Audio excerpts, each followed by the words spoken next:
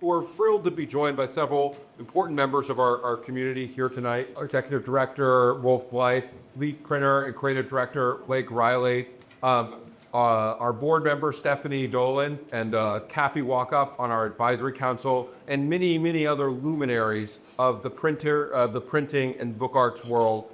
And really one of the things that we are, normally this is the part of the speech where I tell you a little bit about Arion Press, but there are many people in this room who know much more about it than I ever will. We moved here as a press 13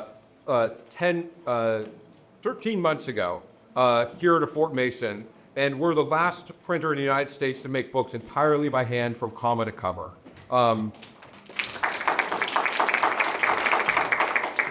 And downstairs, there's two really historic institutions. There is M&H Type, which is the nation's oldest continually operated hot metal type foundry, and Arion Press, which is one of the country's leading printers of fine press books. And the kind of books that we make, and really what distinguishes what we're doing, is that we make limited edition artist books where we invite some of the nation's leading artists to help us reimagine literary classics. But what is so special is that we can say that that was a comma by Chris Bronco, or that is a spine by Megan Gibbous, because every element of our book is crafted by our 8 full-time hand bookmakers. And at a time when many traditional crafts are suffering, we're proud to say that Arion Press is truly thriving.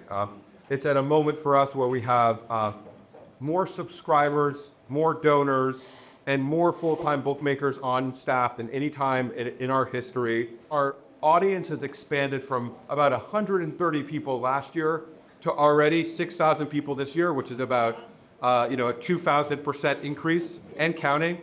And really our goal here is to say that how do we take this craft and this art of hand bookmaking and not just preserve it, but make it relevant?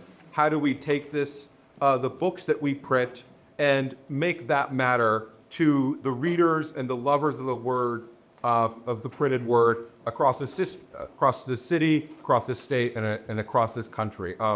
So it's a moment of incredible excitement for us, and we're here to celebrate our second book of 2025, which is Virginia Woolf's Mrs. Dalloway, with artwork by Clare Rojas. This year we're printing 3 books. We're printing The Epic of Gilgamesh. We're so thrilled that Barry Moser returned to work for us for the first time in 46 years. Then Mrs. Dalloway, and our third book of the year is Isaac Asimov's Nightfall, which we are printing with original prints created under the lunar eclipse in March by the artist Alat Ebtekar. But really, the thing that drives everything that we're trying to do here is trying to tell a new story about an old craft and an old art form, and to tap into why these books and why the printed word matters today. And that's why we are so especially thrilled to have tonight's speaker. We had the pleasure of hosting a talk at the Grolier Club just last month with Barry Moser and Nicholas Basbanes about our edition of the Epic of Gilgamesh. And we are truly honored to host Declan Kiely here tonight. Declan Kiely is the Executive Director of the Grolier Club, a position he has held since July 2024. His curatorial career has focused on special collections and exhibitions at some of the most prestigious libraries in New York City. Before his current role, he served as Director of Special Collections and Exhibitions at the New York Public Library from 2017 to 2024, where he supervised exhibitions, including the library's first permanent exhibition of its treasures, and oversaw the acquisition of important manuscripts, books, and archives. And one of those archives, which he oversaw, but I do not believe acquired, was the Virginia Woolf archives. Previously, he was the Robert H. Taylor Curator and Department Head of Literary and Historical Manuscripts at the Morgan Library from 2007 to 2017. Kiely holds a PhD from the University of London, specializing in W.B. Yeats and the Irish literary renaissance. Please welcome Beck Hart. Ted, thank you so much for that introduction. I'd like to thank Ted Joya for inviting me to participate in the prestigious Kirkpatrick Speaker Series, on the occasion of the Arion Press publication of the centennial edition of Mrs. Dalloway with artwork by Clare Rojas. It is an honor to be here with you this evening.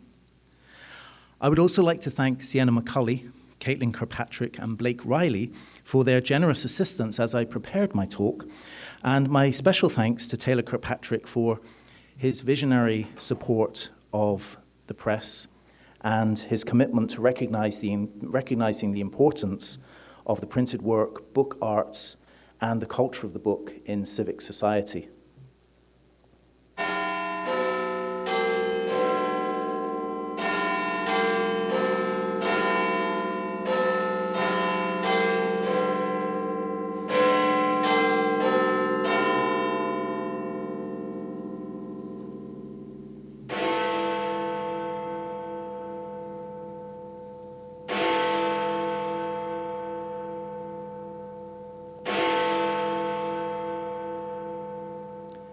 When Big Ben struck the hours on the 14th of May, 1925, the day on which Mrs. Dalloway was first published in London, it registered a significant change in the evolution of the novel.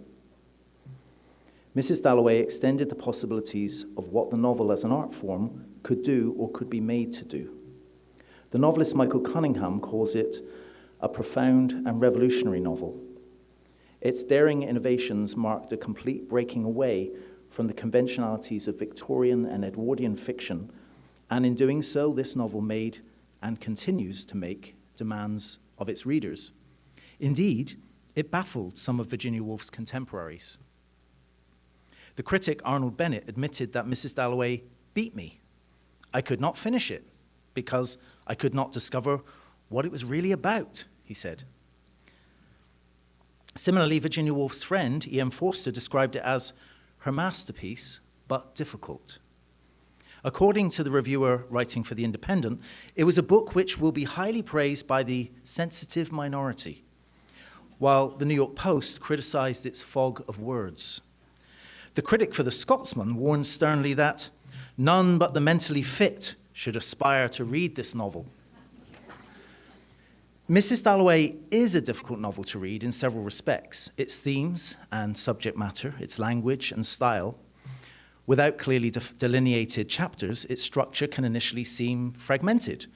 The narrative's free indirect discourse blends each character's voice with the omniscient narrator, shifting perspectives and consciousnesses, sometimes through dreams and reveries, such as Peter's dream when he falls asleep on the bench in Regent's Park, and Lady Bruton's dream after she has lunch. Similarly, it's not always easy to determine if we are reading the omniscient narrator or the innermost thoughts of each character. Additionally, by dispensing with a conventional linear plot, the narrative coheres through recurrent motifs, sounds, images, allusions, verbal echoes, and repeated phrases and quotations. This gives the novel its finely woven texture, its polyphonic quality. Virginia Woolf's prose is lyrical, and at certain points its resonant imagery, rhythms, and repetition elevate and intensify the register to reach the level of prose poetry. It also has a numinous quality, which is at odds with the author's avowed atheism, but is in keeping with the Platonic and Aristotelian influences on her mind and art. For instance, the word soul recurs with striking frequency and variety throughout Mrs. Dalloway, appearing no fewer than 21 times. She uses the term, I think, in the Keatsian sense, the world regarded as a veil of soul-making, in which consciousness is formed and deepened by experience. In Mrs. Dalloway, Woolf reformulates this as a well of tears. Another unifying feature is the novel's sustained attention to sonic phenomena and their effect on individuals and groups. The sound of Big Ben, which we just heard, reverberates through the novel, marking the passage of time and the events that unfold over the course of one day. In her diary, Virginia Woolf noted, "I am acutely conscious of time. Nothing makes me so melancholy as the ticking of a clock." The tone of Big Ben, the nickname for the massive 13-ton Great Bell at the top of the Gothic Revival-style tower, is somber mournful even. On its completion in 1859 and during Virginia Woolf's lifetime, Big Ben was the largest four-faced chiming clock in the world and remains one of London's most iconic landmarks and symbols. The Big Ben passages are some of the most formally and stylistically innovative in Mrs. Dalloway. There, out it boomed. First a warning, musical, then the hour, irrevocable. The leaden circles dissolved in the air. Woolf uses the striking of Big Ben as a structural and symbolic device. Through metaphor, rhythm, and repetition, she transforms the marking of hours into a meditation on time, mortality, and shared human experience. The leaden circles passage recurs in the novel, conditioning how the reader, as well as each character in the novel, perceives time, and metaphorically encircling the characters that come within its sonic range. Clarissa is conscious of it as she walks through Westminster to Miss Pym's flower shop in Bond Street. Then, as the airplane inscribes its letters in the air and the people below try to figure out what it is advertising, as they looked up, the whole world became perfectly silent, and a flight of gulls crossed the sky, first one gull leading, then another. And in this extraordinary silence and pallor, in this purity, bells struck 11 times, the sound fading up there among the gulls. The leaden circles imagery appears again, parenthetically, as Peter Walsh leaves Dalloway's house, speaking to himself rhythmically in time with the flow of sound, the direct, downright sound of Big Ben striking the half hour. The leaden circles dissolved in the air.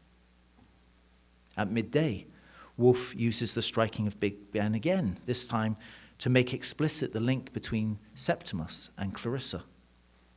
We're told, it was precisely 12 o'clock, 12 by Big Ben, whose stroke was wafted over the northern part of London, blent with that of other clocks, mixed in a thin, ethereal way with the clouds and wisps of smoke, and died up there among the seagulls.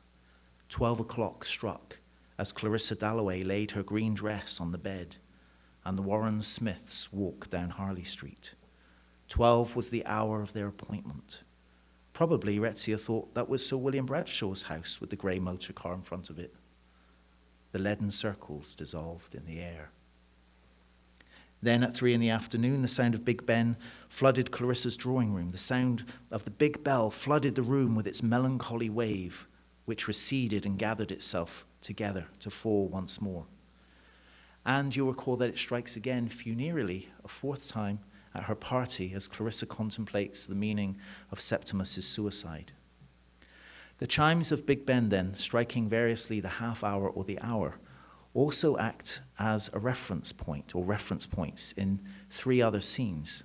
Woolf uses this repeated lyrical motif to mark temporal movement, and Big Ben itself thereby becomes a leitmotif, punctuating the day's events, unifying the narrative across different characters' consciousnesses, and linking each of them through a collective experience in much the same way as the backfiring car and the skywriting airplane produce a focal point of attention for those collective experiences at the beginning of the novel. Before talking about Woolf's composition of the novel, I would like to talk about how she was able to break free of the constrictive novelistic conventions that she grew up with to write what we now recognize as one of the classic modernist fictions of the 20th century. To do so, we must go back a decade before the publication of Mrs. Dalloway. Picture this scene, if you will. It is Virginia Woolf's 33rd birthday on the 25th of January, 1915. And to celebrate the occasion, her husband Leonard, to whom she has been married for 3 years, takes her for afternoon tea in London's busy Oxford Street. This is how she describes her birthday treats, as she calls them, in her diary. I don't know when I enjoyed a birthday so much, not since I was a child anyhow. Sitting at tea, we decided 3 things. In the first place, to take Hogarth, if we can get it. In the second, to buy a printing press. In the third, to buy a bulldog, probably called John. I am very much excited at the idea of all three, particularly the press. I was also given a packet of sweets to bring home. There's a sort of girlishness, sort of childish enthusiasm in that diary entry, I think. It gives a good insight into Woolf's energy at that point. The couple did move into Hogarth House in Richmond, in the outer suburbs of London, just 2 months after this, but they did not buy a bulldog. However, Virginia Woolf wrote to her friend Margaret Llewellyn-Davies, "Have you heard about our printing press? We're both so excited that we can talk and think of nothing else. Presses only cost £17, 17 shillings, and can be worked easily." But her birthday diary entry would be her last for nearly 2 years, as the following month, Virginia Woolf suffered a severe and prolonged psychotic episode. The purchase of the printing press would have to wait a further 2 years. That day came in the spring of 1917. In his autobiography, Leonard Woolf described their anticipation as he and Virginia stood outside the Excelsior Printing Company in Farringdon Street. And in my mind's eye, I see them sort of waiting outside at 10 to 9 for the doors to open. He said, "Nearly all the implements of printing are materially attractive, and we stared through the window at them rather like two hungry children gazing at buns and cakes in a baker's shop window." They bought a small tabletop hand press, complete with a fount of old-face Caslon type to get them started. They would buy more type in the future as needed, and in her letters and diary entries, Virginia Woolf records when they invested in more type. This Excelsior press that you see on screen here, the Excelsior number 3, is a 6x10 platen, and this was the press on which they taught themselves how to print without any prior experience and through trial and error, using only the accompanying 16-page instruction manual as their guide. In doing so, they not only discovered a shared enthusiasm, but founded what would evolve to become a commercially viable, prestigious, and long-lived publishing company. Writing to her sister, Vanessa Bell, on the 26th of April, 1917, she reported, "Our press arrived on Tuesday. We get so absorbed, we can't stop. I see that real printing will devour one's entire life." She enjoyed the process of compositing, describing it as exciting, soothing, ennobling, and satisfying. A month later, she told Vanessa, "I can hardly tear myself away to go to London or to see anyone. We have just started printing Leonard's story. I haven't produced mine yet, but there's nothing in writing compared with printing." In June, she wrote again to Vanessa, "We're halfway through Leonard's story. It gets ever so much quicker, and the fascination is something extreme." She went on to say that printing is tremendous fun, and it makes all the difference writing anything one likes and not for an editor. Leonard Woolf suffered from a lifelong congenital condition that caused a tremor. His trembling hands meant that Virginia did all of the typesetting, the distributing, and the binding. Their first publication, 2 stories, and you can see the Berg Collection's 3 copies here, was finished in July 1917. Without sufficient type and operating within the size constraints of their small hand press, they could print only 1 demi-octavo page at a time, repositioning the 4-page sheet 4 times. Unsurprisingly, it took them 2.5 months to print 134 copies of the 32-page booklet. The biographer Hermione Lee calculated that this would have required a minimum of 1,154 pulls. Woolf, who had learned bookbinding in her teens, sewed these books, the 32 pages, with a range of paper covers together in the dining room at Hogarth House. I'd like to acknowledge here the scholarship of Rhianna Brooks, whose illuminating essay on the Hogarth Press, published in Notes and Queries earlier this year, for the first time definitively identified the model of hand press that the Woolfs used. This is the copy on the right. And the paper covers you see there is probably wallpaper. And coincidentally, she reused the same paper on the cover of the first notebook of the Hours that's at the British Library. She covered all of her manuscript notebooks herself. Hogarth Press functioned as a writer's workshop in the most literal sense. As Virginia Woolf set type and hand-printed pamphlets and booklets, she also in the process learned about page design, spacing, margins, illustrations, and paper. In so doing, this gave her a tactile awareness of the materiality of the book and of the visual rhythm of text on the page. The discipline of typesetting gave her a printer's awareness of form, a printer's awareness of layout and typography, sharpening her sensitivity to the visual and material aspects of the book. This, in time, fed into her sense of prose rhythm and syntax and was reabsorbed into her writing practice. She noted that printing text taught her how words looked and sounded physically, reinforcing her lifelong appreciation of and attention for cadence. It is commonly believed that Leonard embraced hand press printing and encouraged Virginia to pursue it as a way of offering her a sort of rest cure, an absorbing recreation or diversion to counter the psychological stress or disturbance that he believed could lead to psychotic episodes. He wrote that it would be a good thing if Virginia had a manual occupation of this kind, which, in, say, the afternoons, would take her mind completely off her work. While there must have been some therapeutic value in this shared tactile activity, they soon adopted a much more earnest and intensive approach to their work. Hermione Lee argues that the story of the press is, in a way, the story of their marriage. They instituted themselves as a couple on the title page of their first publication that we just saw. 2 stories written and printed by Virginia Woolf and L.S. Woolf. And from then on, their joint names became the sign, literally in this case, this was a sign from their workshop, the sign of a marriage, which was also an imprint. There is also some poignancy in this, their first publication, as the Woolfs were then and would remain childless, bringing to mind W.B. Yeats's line, "I have no child, I have nothing but a book, nothing but that to prove your blood and mine."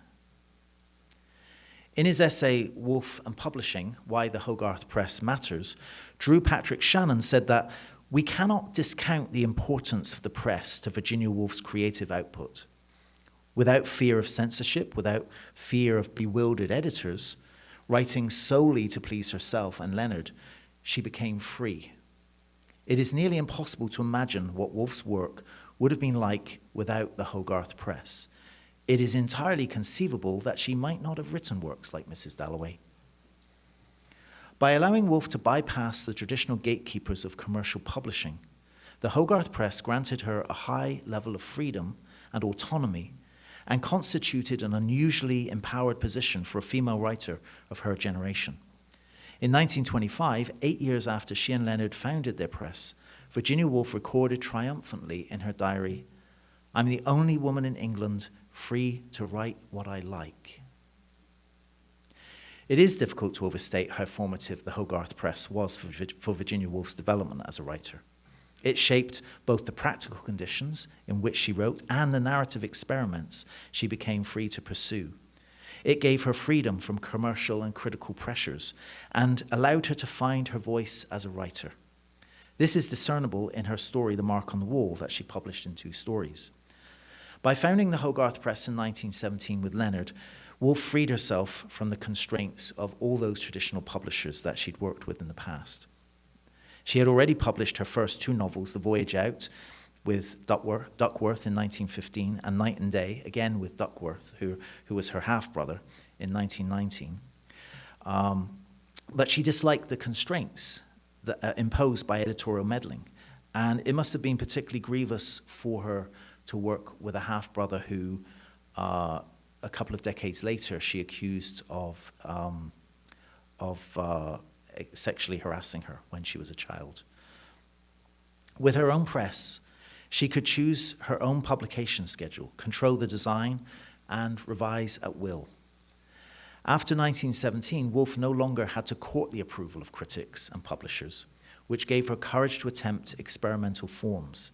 As she wrote in her 1919 manifesto, Modern Novels, the problem before the novelist is to contrive a means of being free to set down what he chooses.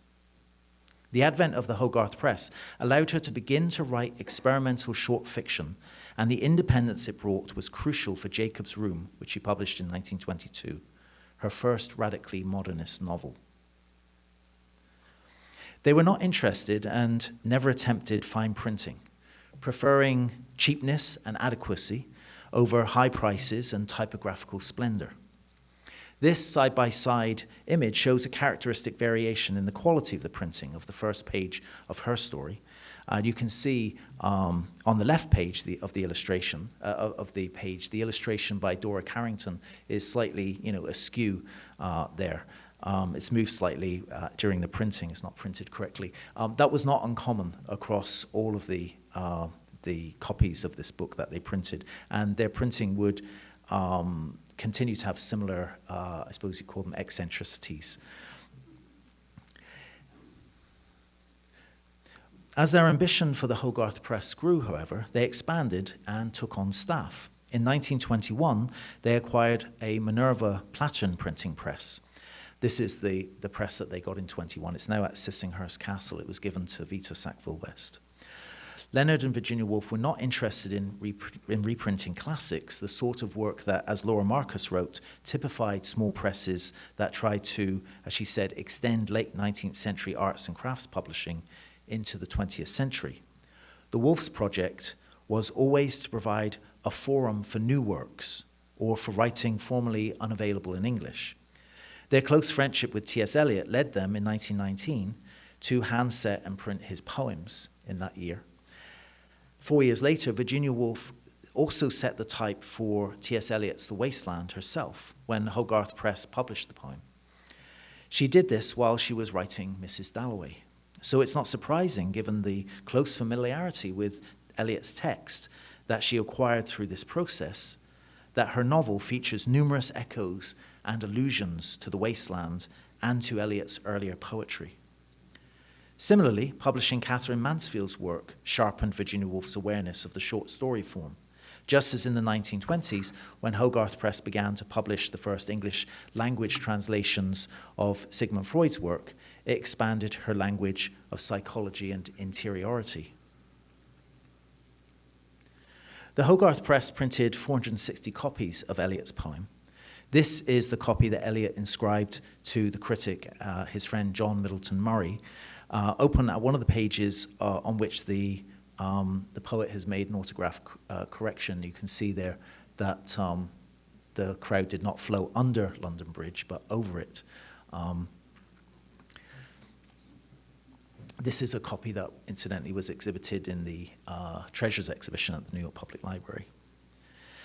As the reputation of the Hogarth Press grew, and it became, unintentionally and often reluctantly, as Leonard Woolf put it, a successful commercial publishing business, the Woolfs could no longer hand-print the large volume of new works offered to them.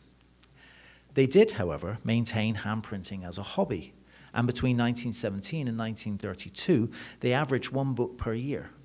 But the majority of their titles were produced by large-scale commercial printers and binders.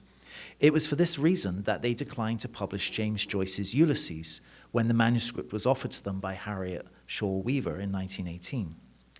Woolf recorded Weaver's visit to Hogarth House in her diary, and since Weaver left the manuscript with them, she and Leonard had the opportunity to be among the first readers of Ulysses, although it seems that Virginia Woolf did not read it in its entirety at that time. Aside from Virginia Woolf's, that is, own critical disapproval of Joyce's novel, she described it in modern fiction as a memorable catastrophe, immense in daring, terrific in disaster. It's very damning. It was impossible for the Hogarth Press to take on the printing of such a large-scale work, to say nothing of its typographical complexity. When Virginia Woolf wrote to Harriet Weaver rejecting Ulysses, she told her that, quote, "the length is an insuperable difficulty for us." But Woolf also despised the novel's indecency. For his part, Leonard Woolf diligently approached commercial publishers, but they all refused to take the novel on the grounds of obscenity. Margaret Anderson and Jane Heap would land in court in February 1921 after publishing the first 4 chapters of Ulysses in their journal, The Little Review, and each of them were fined $50 in order to cease publication in the United States. Virginia Woolf did read Joyce's novel when it was published in 1922, noting stringently in her diary on the 6th of September, "I finish Ulysses and think it a misfire. Genius it has, I think, but of the inferior water. The book is diffuse, it is brackish, it is pretentious, it is underbred, not only in the obvious sense, but in the literary sense. A first-rate writer, I mean, respects writing too much to be tricky, startling, doing stunts." Nevertheless, Woolf's awareness of Joyce's decision to confine the action of his narrative to the events of one day, 16 June 1904, may well have influenced her as she began to consider the form Mrs. Dalloway would take. What is clear is that by the time that Hogarth Press published Jacob's Room in 1922, the expansion of the press and Virginia Woolf's literary development had become interdependent. But managing the press, typesetting, and proofreading were onerous and exhausting. Immediately after setting the type for The Wasteland in July, she wrote to Barbara Bagenal, "I assure you the press is worse than 6 children at the breast simultaneously." And she lamented, "Leonard and I live apart, he in the basement, I in the printing room. We meet only at meals, often so cross that we can't speak, and generally dirty." I see nods of recognition from printers and their partners in the audience. By the early 1930s, Hogarth Press had grown considerably. Virginia Woolf was reading 600 manuscripts a year and had spent the past decade at the very center of experimental modernism. The steady income stream from the Hogarth Press provided her and Leonard greater financial stability. They published the work of over 300 authors and in total would publish over 500 books and pamphlets during their married life, averaging a stunning 26 titles each year. As the Woolfs planned their move from Hogarth House to Bloomsbury in central London, Virginia reflected in her diary, "Nowhere else could we have started the Hogarth Press, whose very awkward beginning had rise in this very room, on this very green carpet. Here that strange offspring grew and throve. It ousted us from the dining room, which is now a dusty coffin, and crept all over the house."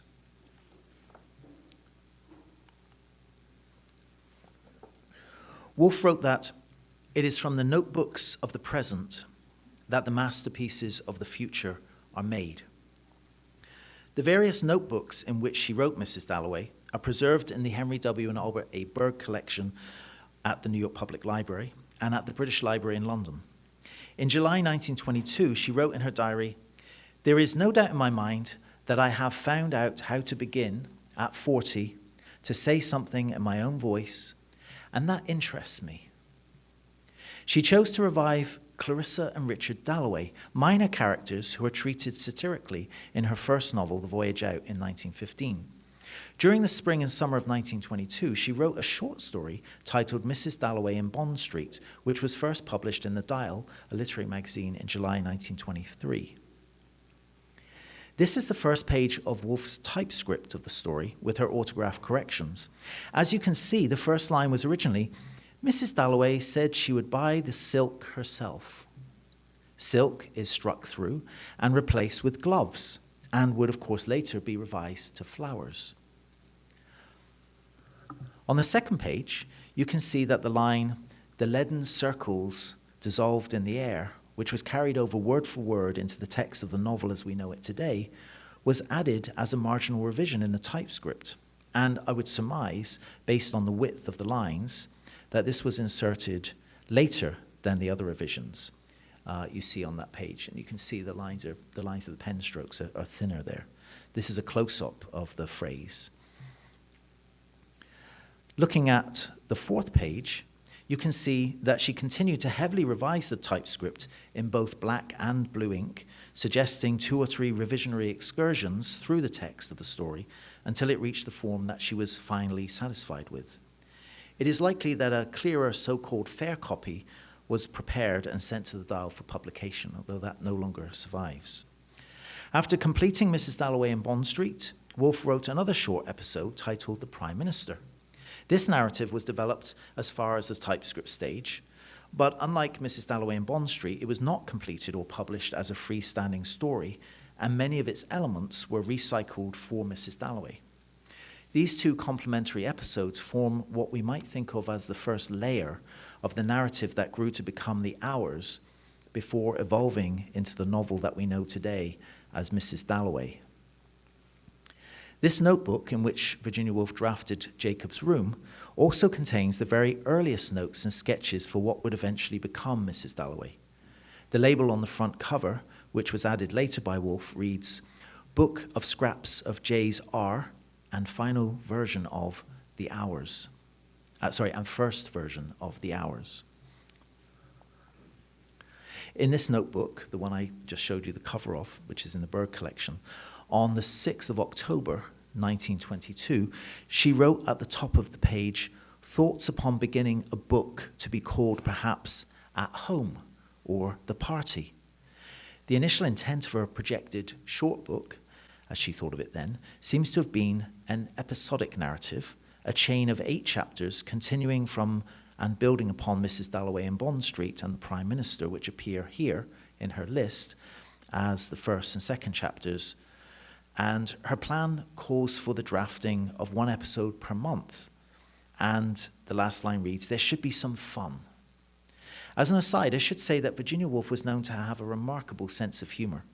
Peter says of Clarissa that she had a sense of comedy that was really exquisite.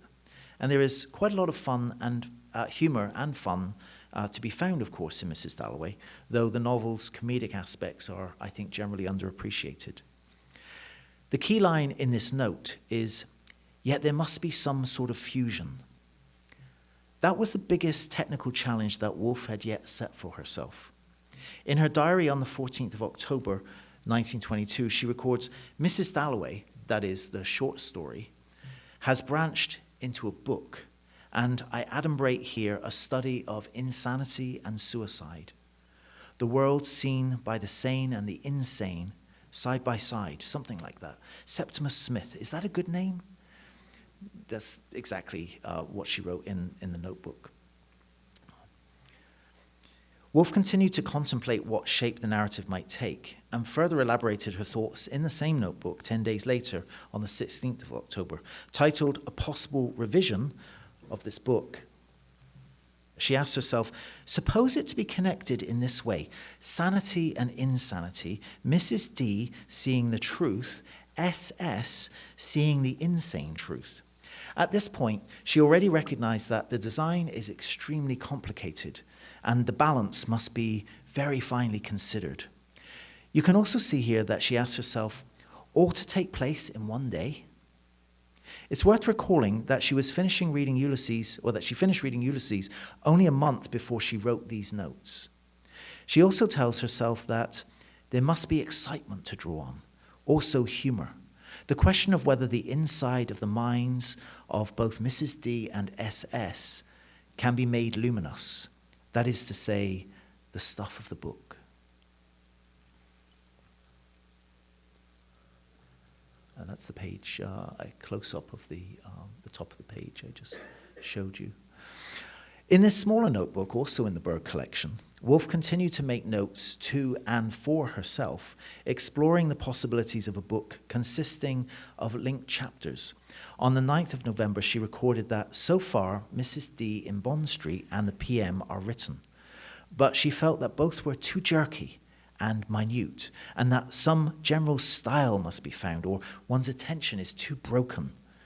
She then conjectured, suppose the idea of the book is the contrast between life and death, all inner feelings to be lit up, the two minds, Mrs. D and Septimus, and the design is something like this. They are linked together by the aeroplane. On the next page, she notes that the human soul will be treated more seriously than in Jacob's Room, and that one must emphasize character. She outlined what she called the Fuller plan, with 16 hours in the day, beginning at 10 a.m. and running through until 2 a.m. the next morning, presumably what would have been the end of the party scene. On the 19th of November, she decided that there would be no chapters, but there might be possible choruses. At this time, Woolf was immersing herself in Greek drama, reading Aeschylus in French for an essay that she would later publish in the Common Reader, also in 1925, as On Not Knowing Greek. She did actually know Greek. She had been learning Greek since she was a teenager.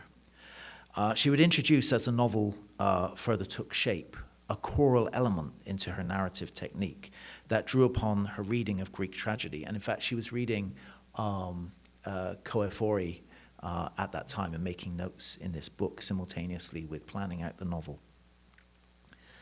She returns several times in her notes to the question of how she can most effectively incorporate a chorus. Minor characters, as you'll know, such as Mr. Bowley, Edgar J. Watkiss, Sarah Bletchley, Mrs. Coates, Mrs. Dempster, Maisie Johnson, all perform choral roles in the narrative. Woolf's reading of Greek tragedy may have also influenced her decision to restrict the action of her novel to the span of one day, thereby observing the classical unities of time, action, and place. Textual evidence in the manuscript also reveals that in the early stages of developing her narrative, she considered a 5-act structure, like a play. Woolf continued to refine her plans for the novel in the pages of this notebook over the next 10 months until August 1923, allowing us to trace the evolution of her thoughts about its structure and technique and discover clues about the inspiration for some of her characters. Regarding the character of Septimus, she asked herself, founded on R? This may be Rolfe Partridge, a decorated war veteran who had come to work for them at the Hogarth Press in 1920. But I think what's especially revealing is she also asks, or founded on me? The depiction of Septimus in Mrs. Dalloway, while not directly autobiographical, does include some of Woolf's own experiences of madness.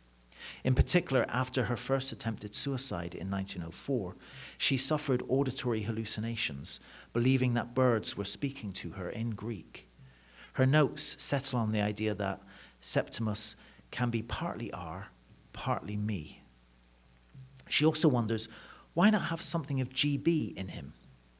This may be her friend Gerald Brennan, to whom she wrote in May 1923, in the midst of writing Mrs. Dalloway.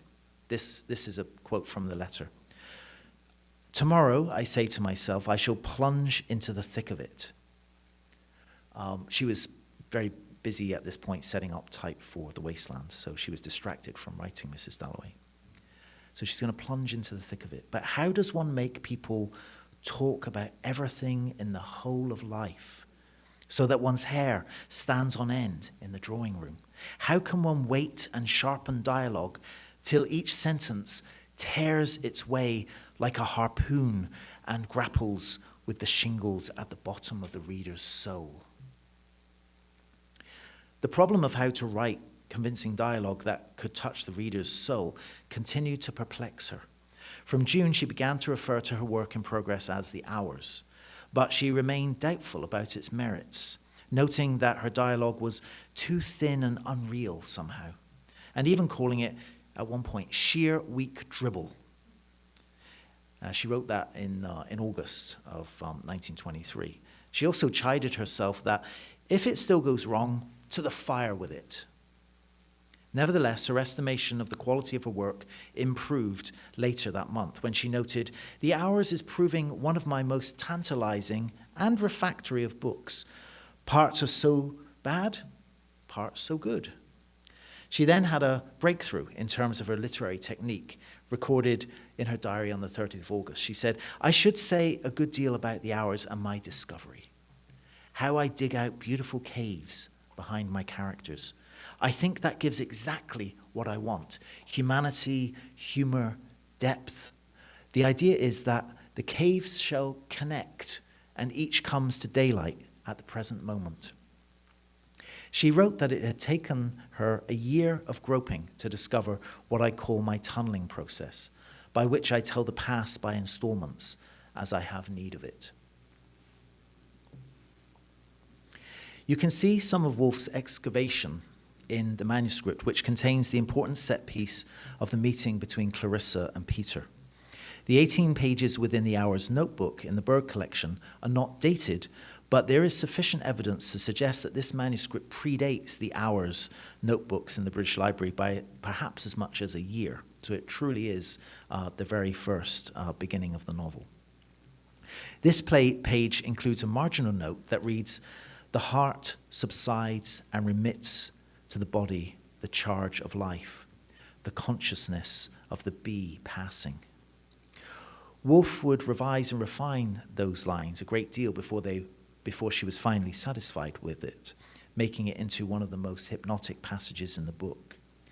You can see how she deleted anxious, then indignant, after she listened, to give the tighter and more immediate roused, she listened, which is how these lines appear in the novel. As Professor Edward Mendelsohn puts it, like every writer, Woolf discovered what she wanted to say in the act of revising. Woolf wrote at the rate of about 50 to 100 words per morning. Page after page of this notebook reveals insights into her creative process and her work habits. At the top of this page, that's it, on which she drafted the dramatic conclusion of the scene with Peter, she wrote and then crossed out, "Chariot cream laid." These 3 words are a pen trial, written after the first dipping of her pen at the start of her morning's work. It has nothing to do with the Hours. Chariot cream laid is the stationery that she used for her writing. And you can see in the left, on the left side there, that she used a ruler and a blue crayon to make the left margin, which was reserved for the revisions that she wanted to make when she returned to the text the next day or in the succeeding days. On the recto of the facing page, Woolf enumerates the page count, the word count, sorry, and the number helps to indicate the stage that her composition had reached. The original manuscript also reveals, I think, the influences of Woolf's writing, the influence on Woolf's writing of some of her literary predecessors. For example, in the first notebook of the Hours at the British Library, the 3rd section begins like this. "It might have been the seat of time itself, this island of Westminster, the forge where the hours were made, and sent out in various tones and tempers to glide into the lives of the foot passengers, desultory women within doors, who coming to the window looked up at the sky as the clock struck, as if to ask or to say, yes, well, what, or why. They had their choice of answers from the different sounds, or colliding or running side by side, melting into each other, forming for a moment a trellis work of sound over the roofs, which, as it faded away, was suddenly renewed from some other steeple, St. Margaret's, for example, saying 2 minutes after Big Ben, how now, really, and indeed. None of that text survives Woolf's revision. It doesn't appear in the novel at all. I think this may be because she sensed that behind these lines was the looming presence of that great chronicler of London life, Charles Dickens. The forge where the hours were made is a particularly Dickensian trope, the personification of the speaking clocks in dialogue with each other, and the rhythms of the prose in the extract I just read are all, I think, reminiscent of Dickens's prose style. When she revised this passage, as I say, it was completely eliminated, and she just incorporated the St. Margaret section.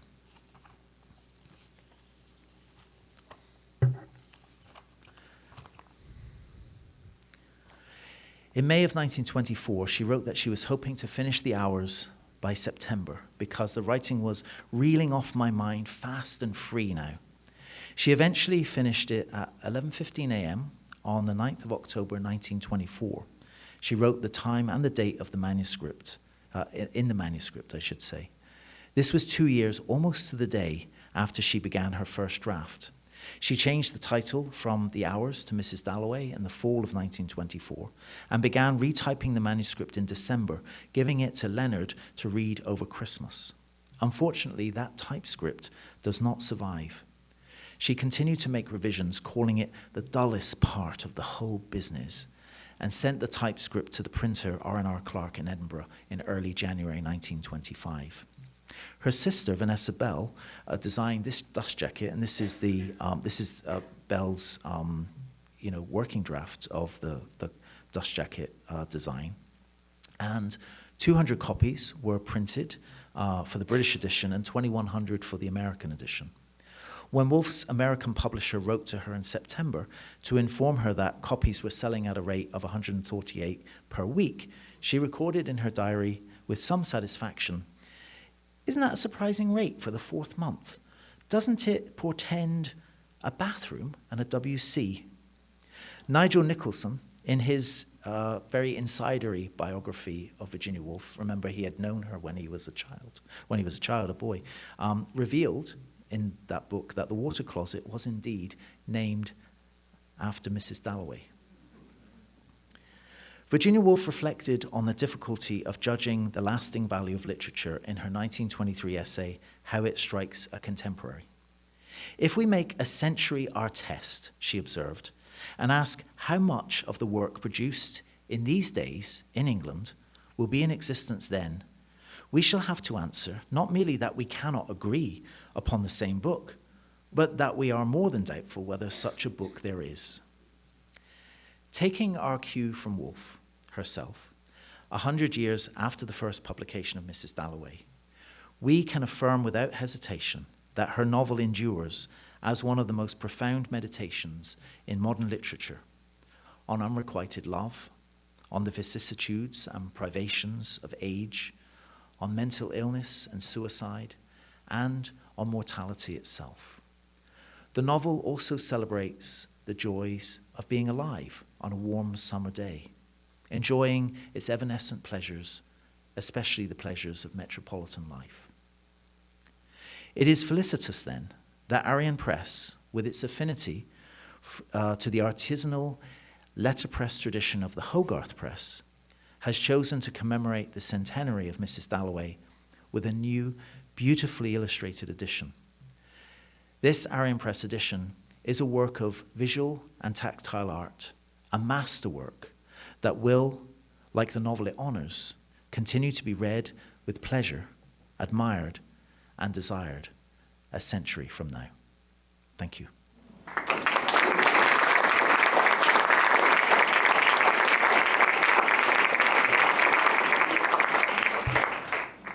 I am very happy to take questions. By the way, I put this last slide in.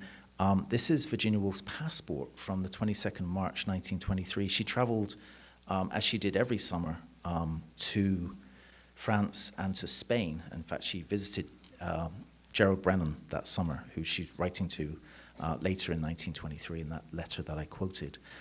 So this is exactly how she looked when she was writing Mrs. Dalloway. And then I thought I'd finish with this rather more glamorous kind of studio portrait of her. And I thought that was a good image to land on questions as well. I wanted to ask you, when you were talking about the number of books that was published, did you say 200 in the UK and 2,100 in America? Or did I misunderstand? Sorry, I may have misstated it. They published 2,000 in 2,000. the UK and 2,100 in the US. And I'm not quite sure why there were 100 more copies. I guess it makes the British first edition ever so slightly rarer than the American first by 100 copies. In which edition is it in printing, would you say? Which edition I mean, how many editions have been printed? Oh, since then. So the novel was reprinted later in 1925 because it was doing so well. It sold surprisingly well, much better than Jacob's Room. And it was reprinted again in 1928 with the only time Virginia Woolf ever did this, with an introduction. She was asked by her American publisher, who printed the Modern Library edition, to supply an introduction for the book, which is a curious thing in itself because it's a short essay. It's only 4 paragraphs, and she spends the first 2 paragraphs writing about why introductions are not necessary, and the second 2 paragraphs sort of really obscuring the writing process that I just unfolded for you. She says that she sort of gave up making notes on the novel very quickly, when in actual fact in that small notebook you see that she made notes over a period of 9 months. So I think that's interesting in itself. It was sort of written out of a sense of duty. But the novel remained in print. It was published, reprinted frequently up until 1961. And there's an interesting sort of history, if you will, in the two editions, because there's an extra line in the American edition that isn't in the British edition. And that's because when she was sent 3 sets of proofs from R&R Clark in Edinburgh. One set of proofs she revised and sent to Gwen Ravarat, who was a friend of hers, and her husband, Gwen Ravarat's husband, was terminally ill, and she wanted him to be able to. Well, Gwen actually read the novel aloud to him, but she wanted to get it to him in time, so she corrected that set of proofs and sent those to Gwen. She then revised 2 other sets of proofs. One that she sent to Harcourt Brace in New York. And those do survive. Those are in the Lilly Library now. The Gwen Ravarat proofs are, where are those? I'm trying to remember which repository has them. That'll come back to me. And then the 3rd set of proofs have completely disappeared. And it's the 3rd set of proofs that were used to set the text for the British edition. So because she wasn't doing it side by side and she was doing it sequentially, the proofs that went off to the States probably 2 or 3 weeks earlier than the proofs she sent back to Clark for the British edition. Those changes are later. So the British edition, depending on which editor you listen to, is the closest in intention, final authorial intention to Woolf's actual wishes. But there is this one particular line that she struck out at the moment when she hears about or becomes conscious of Septimus's suicide. And the line is that hearing of his death made her feel the humor, made her feel the fun. And it's something of an oddity. Like I say, it's not there in the British edition. But there's also an argument that she took it out of the British edition because she wanted to have a 2-line space at the end of each of the novel's 12 sections. And in order to do that, she needed to cut a little, and cutting that phrase was just enough to give her that spare line. But it also means that the British edition, the 1st edition, is divided into 12 sections for each hour of the clock. But the American edition, from 1st edition and right through to today, actually only has 10 sections. And it's easy to miss. It's just an extra line between a paragraph. And of course, if it happens at the bottom of the page, you just don't really notice it at all. But there are these two somewhat competing texts. So the question was, is that sentence that's missing from the British First Edition in the Arion Press edition? And of course, this was on my mind. So I wrote to Blake a couple of weeks ago to ask him this, and he confirmed from vacation, well, actually right after vacation, he said, he said, I think it is, but I'll confirm when I get back. And indeed it is in there, as it is in every single edition published in the US from 1925 onwards. So it will be familiar to American readers. Thank you so much for your talk. It was fantastic. Oh, thank you. And I loved learning about how printing and bookmaking influenced the development of Woolf's style, her modernist style that's so distinctive and that she's so well known for. And I wondered if in turn there are any ways in which you can, other than, I think you just talked about this, but the 2 spaces following each section, what other ways in which did her desire to break Victorian norms and conventions, can we see that in her bookmaking and in the way that she set type or composed her type and printed, right? Does that make sense? Yeah, I think you can see it in various ways. What I would call attention to is that Virginia Woolf is very unusual, if not unique, in being a writer. I mean, you can think of others, right? Whitman, who else set type for their own books? There are a couple of other, outstanding examples, but for the most part, it's rare. Writers generally write, and printers print, and never the twain shall meet. Yeah. But it gave her, like I said, a feel for the ways that words, the sort of mise en page that other writers don't have quite the same close attention to. And so in particular if only, one thing I would say is if only James Joyce had ever, God, you wouldn't want him loose in a print shop. But, he would never be sober enough for a start. But exactly. The textual, the textual mess that is the first edition of Ulysses would be even worse, if that were possible even. But you wish that he had that kind of attentiveness, because when you look at the first edition of Mrs. Dalloway, Mrs. Dalloway said she would buy the flowers herself. That is a one-sentence paragraph. And the 2 lines that follow that are, so working at the sentence level and the paragraph level and the page level, you really see that on the page with Virginia Woolf's writing. She started doing that really with Jacob's Room. Ted Bishop was the scholar who first made that connection and said, look, it's clearly the evolution of Woolf's style based on setting the type of poems like Hope Merrilies' poem Paris, which Hogarth Press published, I think, in 1919 or 20.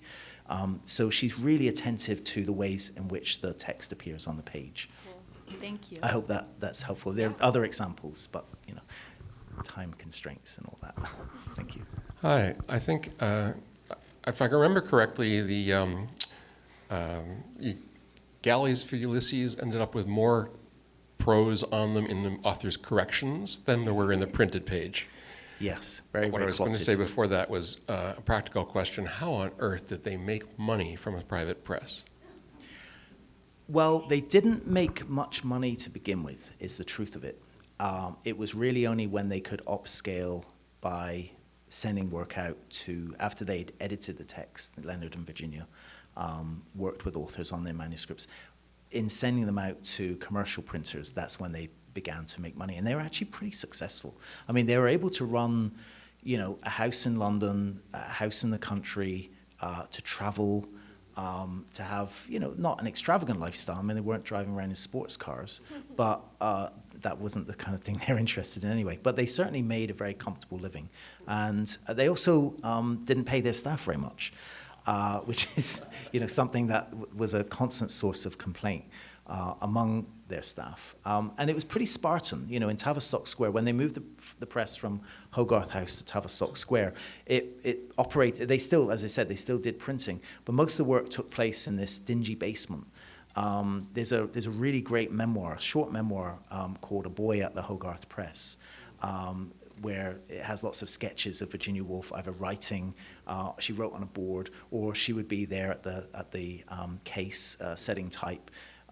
So yeah, they by continuing to do hand press work for their friends and as a hobby, as they say, but also employing big commercial printers, it really made a very very important imprint. It was eventually, Hogarth Press was eventually bought up by a smaller company, and now it's part of a huge conglomerate. So the imprint itself still exists.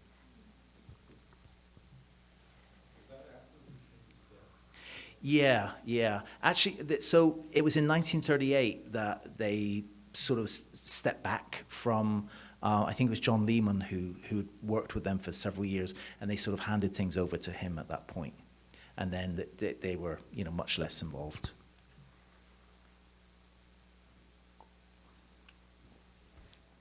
All right, well, thank you all so much for coming.